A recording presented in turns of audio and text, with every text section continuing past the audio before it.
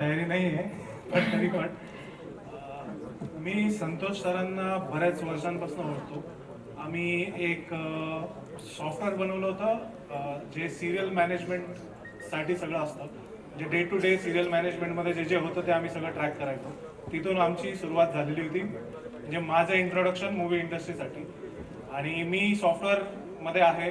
गेल्या 12-13 वर्षांपासून मी स्वतः सॉफ्टवेअर बनवतो, कस्टम सॉफ्टवेअर बनवतो, R&D करून सॉफ्टवेअर बनवतो. तर अशा पद्धतीने माझं काम आहे.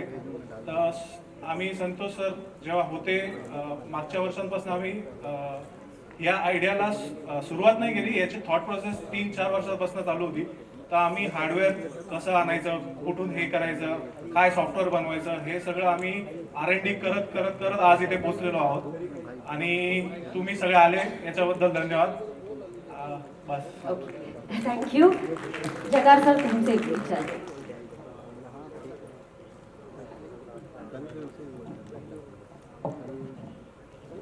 हॅलो, नमस्कार. माझं नाव अभिषेक जठार आणि माझी एक बॅक स्टोरी सांगतो फक्त छोटीशी, की मी संतोष सरांना कसा भेटलो. तर अमीन सरांचा एक प्रोजेक्ट होता, कोई जाने ना, आणि ती पाचगणीला शूट होती. तर तिथल्या प्रोडक्शन टीमवर माझा पहिलाच प्रोजेक्ट. तर तेव्हा मी सर EP होते आणि त्याच्या अंडर मी होतो. तर तेव्हा मला ॲक्च्युली कळलं की सिनेमा बनतो कसा, आणि तो जो स्ट्रगल आहे, जो ग्राउंड लेवलचा माणूस आहे त्यामध्ये काम करणारा, ते अगदी ॲक्टर डिरेक्टरपर्यंत प्रत्येक जण किती स्ट्रगल करतो एक चित्रपट निर्माण करायला, ते ते मला तेव्हा कळलं.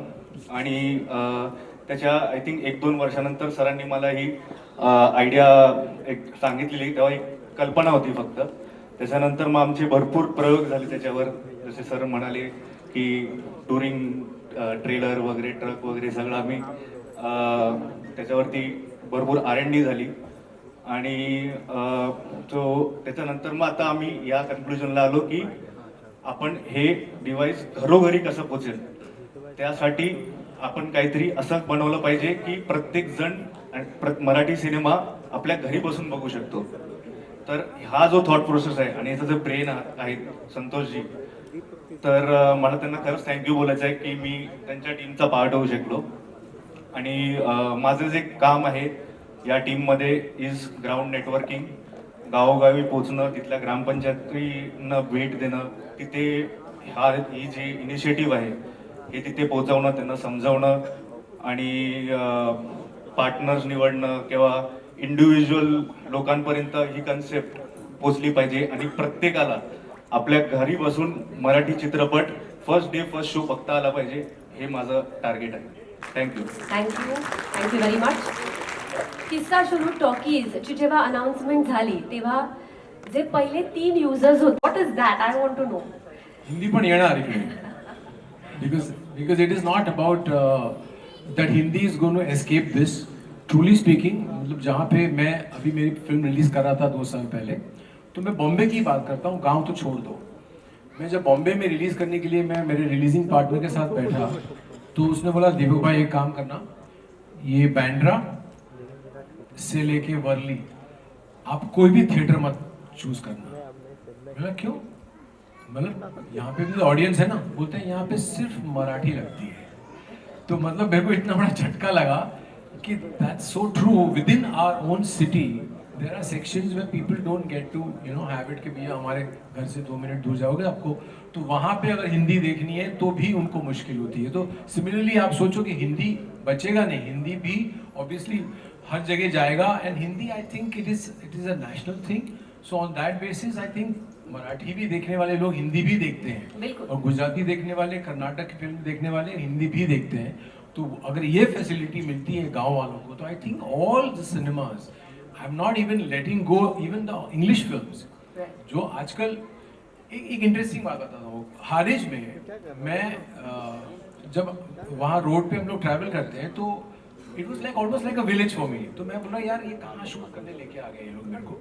But eventually they had a modern coffee shop over there and I stopped by because ऐसी जगह में हम लोग ऐसी कॉफी शॉप देखते हैं तो रुक जाते हैं. तो मैं रुका, मैं अंदर गया और वहाँ पे बच्चे थे, they were teenagers, just about 20s 21s होते हैं ना वैसे, और they were all involve in their phones, in their gadgets, selfie चल रही है, वीडियो चल रहा है, और वहाँ पे एक कॉर्नर है जहाँ पे एक कॉर्नर में लिखा है स्टारबक्स, और वहाँ पे एक कॉर्नर अलग से बनाया। तो जो ओनर था, बिकॉज ही रिकग्नाइज मी, तो वो साथ में बैठ गया था मेरे साथ में कॉफी पीने में। तो वो बोलता है, मैंने बोला ये क्या चक्कर है, ये स्टारबक्स तो यहाँ पे है नहीं। तो बोलता है सर यहाँ पे बच्चे जितने हैं ना, उन लोगों ने इंसिस्ट किया कि हमको स्टारबक्स कॉफी चाहिए ही चाहिए। तो 3,000 रुपये किलो की मैं कॉफी बीन्स लेता हूँ, और ये स्टारबक्स सेक्शन है जहाँ पे मैं ये इनको स्टारबक्स की ही कॉफी देता हूँ। तो मतलब imagine the generation is so, it's all global, everything is become so small. तो उनको इंग्लिश फिल्म भी चाहिए देखने के लिए, उनको हिंदी फिल्म भी चाहिए देखने के लिए। एंड मैं बहुत दूर सोचता नहीं, मैं मतलब it's not going to be very far from what he has done today, that just not Marathi, just not Gujarati, but Hindi, and to be very frank, English will be there, because there's going to be a demand for it, and he will capture that, which I'm very proud of. I'm very happy with it. Definitely, this is, I think, the beginning of something very big. Santosh ji, तुमचे विचार? मला फक्त एक सांगायचं आहे, जसं आता तुम्ही एव्ही बघितला, कर्नाटक हा आपल्याकडे ऑनबोर्डिंग पार्टनर आहे, जे कन्नड फिल्मसाठी बघणार आहेत काम, दीपक जी गुजराती पिक्चरसाठी बघणार, ह्याचा मराठीला काय फायदा, हे इथं करण्याचं कारण काय, खूप जणांना प्रश्न पडला असेल. पण त्याच्या मागचा मी तुम्हाला अभ्यास सांगतो. हे दोन्ही राज्य ना आपल्या राज्याला टेकून आहेत, आणि 35 ते 40 लाख वेल टू डू मराठी लोक ह्या दोन राज्यात आहेत आपली. आणि तुम्ही कितीही मराठी प्रोड्युसर लोकांनी किती दम लावला ना, या राज्यात तुम्ही पिक्चर नाही लावू शकत. आणि ही लोक 35-40 लाख लोक 99 रुपये द्यायला त्यांना काही प्रॉब्लेम नाहीये. हा व्ह्युअर जो आहे, आपण दुसऱ्या राज्यात जाऊन आपण हेच करतोय. कर्नाटकला आपण काय देतोय, कर्नाटकमध्ये असलेला मराठी माणूस मराठी पिक्चर बघतोय, पण महाराष्ट्रात असलेला कन्नड माणूस, ते पण आहेत ना 15-20 लाख, ते लोक कन्नडचा मराठी पिक्चर, कन्नड पिक्चर जो त्याच शुक्रवारी रिलीज झालाय तो डोंबिवलीत बसून बघू शकतो. गुजराती जो पिक्चर रिलीज झाला तो डोंबिवलीत बसून बघू शकतो. ही जी मजा आहे की आपण 3 राज्य केले, ह्याचा अर्थ फक्त 3 राज्याचं वेगळं वेगळं गणित नाहीये. हे 3 राज्य आपल्यालाच फायदा करून देतात, आणि हे आपल्याला पूर्ण भारतामध्ये करायचं आहे. तर सगळ्या राज्यात असलेल्या मराठी लोकांना आपण नाही करू शकत ना रिलीज, ही आपली प्रॅक्टिकल लिमिट आहे. पण ह्या डिव्हाइसनुसार आपण प्रत्येक राज्यात प्रत्येक गावात जाऊ शकतो. आणि मास्टर बाहेर गेलेला माणूस वेल टू डूच आहे, मराठी माणूस बिगारी काम करायला तर गेलेला नाहीये. त्यामुळे ऑफिसर लोक आहेत, इंजिनियर लोक आहेत, बेंगलोरमध्ये आहेत, IT मध्ये आहेत, जे चांगल्या चांगल्या पदांवरती काम करतात. पैशाची प्रॉब्लेम नाहीये त्यांना, 3-3,500 रुपये प्रॉब्लेम नाहीये. तर आपण राज्य करण्यामागचं कारण हे आहे की आपण हे एक असं मार्केट आहे की ज्याला आपण कधीच लक्ष नाही केलेलं. आपण महाराष्ट्राचे 1200 थिएटर आहेत, एक मराठी पिक्चर किती जोरात, किती बजेट असेल, 1200 थिएटरला लावू ना. MP मध्ये लावाल, गुजरातमध्ये लावाल, कर्नाटकमध्ये लावाल, नाही, शक्य नाहीये ते. पण ह्या डिव्हाइसनी ते सुद्धा शक्य होईल. तर हे टार्गेट आहे, म्हणून आपण राज्य वाढवतो. या डिव्हाइसच्या निमित्ताने मला वाटतं सगळे चित्रपट प्रेमी अजून जवळ येणार आहेत. Everybody is going to unite. Sir, thank you very much. Yes, There's one question which I was asked, और ये सबके सामने ही इसलिए पूछ रहा हूँ क्योंकि मेरे एक अजीज दोस्त हैं जो टेक्निकली काफ़ी चीज़ें जानते हैं. तो उन्होंने एक सवाल पूछा था कि चलो मैंने, जैसे इनकी मराठी फिल्म है, मैंने इनकी मराठी फिल्म पहले दिन के लिए ले ली. अब मैं तो अपने गांव में बैठा हूँ, पर इनकी फिल्म हर जगह जहाँ जिन लोगों के पास नहीं आई है, तो क्या मैं अपने फ़ोन से, उस डिवाइस से इनको रिकॉर्ड कर लूँ फिल्म को, और फिर मैं इसकी पायरेसी करूँ, तो वो इजी नहीं हो जाएगा? शायद मेरा AV ठीक से देखा नहीं सर ने, उसमें वो क्लियरली लिखा हुआ है, हम लोग का एक टेक्नोलॉजी है, अगर आप रिकॉर्ड करोगे तो आपका नाम, आपका जियो एड्रेस, आपका IP एड्रेस, आप क्या देख रहे थे, कौन से टाइम पे रिकॉर्ड किया, ये सारा उस पर छप जाता है. और वो ऐसा नहीं 2 सेकंड के लिए स्क्रीन पे आ जाता है, वो फुल स्टार्ट टू एंड रहेगा, जो व्यूअर को कभी परेशान नहीं करेगा.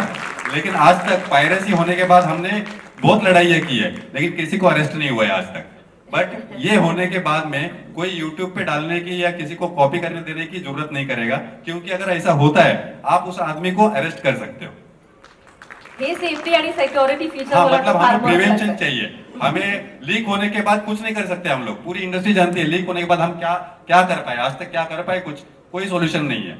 और ये ऐसा नहीं मराठी, ये हिंदी पिक्चर ने किया है. अभी लेटेस्ट हमने तमिलनाडु में देखा है कि अनरिलीज पिक्चर लीक हो गई, रिलीज की बात तो छोड़ दो, तो इसका कोई जरिया ही नहीं है। लेकिन अपने पास से डिवाइस में से कॉपी नहीं हो सकता, कहीं से वो हैक करके उसको डाउनलोड नहीं किया जा सकता क्योंकि हार्डवेयर बेस है।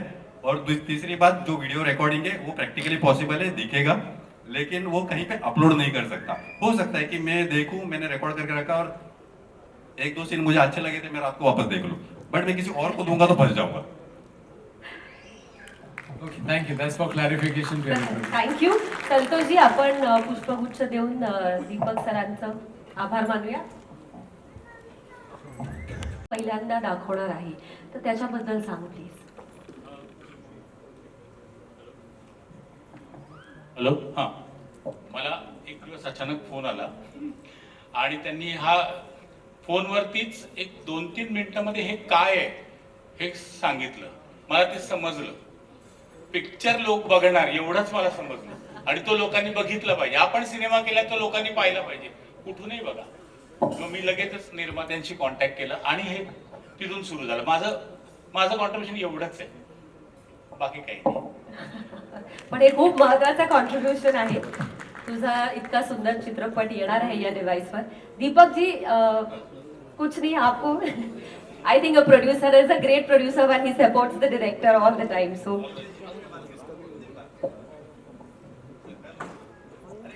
please tell us what you feel. Rekha ji, would you like to say something? दीपकजींच्या बरोबर हा माझा दुसरा सिनेमा आहे. आम्ही